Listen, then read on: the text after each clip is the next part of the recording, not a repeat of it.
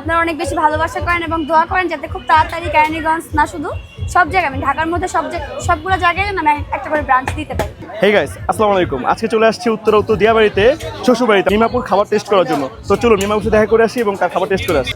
আসসালামু আলাইকুম মিমাপু। ওয়ালাইকুম আসসালাম ভাইয়া, কেমন আছেন? আলহামদুলিল্লাহ ভালো আছি। আপনার হাতে খাবার খাওয়ার জন্য সেই কেরানীগঞ্জ থেকে চলে আসলাম। তাই, থ্যাংক ইউ। আমাদের কেরানীগঞ্জে আপনার প্রচুর ফ্যান ফলোয়ার আপু। আচ্ছা আচ্ছা, মিমাপুর একটি ব্রাঞ্চ আমরা কেরানীগঞ্জে দেখতে চাই। জি ইনশাল্লাহ, আপনারা যদি এরকম ভালোবাসা এবং সাপোর্ট করেন ইনশাল্লাহ পসিবল হবে।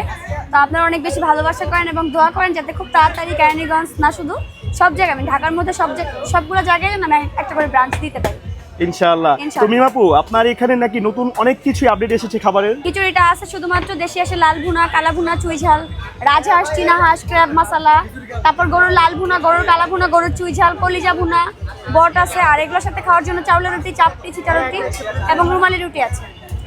মাশাআল্লাহ। আচ্ছা, প্রতিবারের মতো কি এবারও আপনি নিজে হাতে সবগুলো রান্না করছেন? যে আমার খাবারগুলো মূলত আমি নিজে রান্না করি, সবগুলো খাবারই।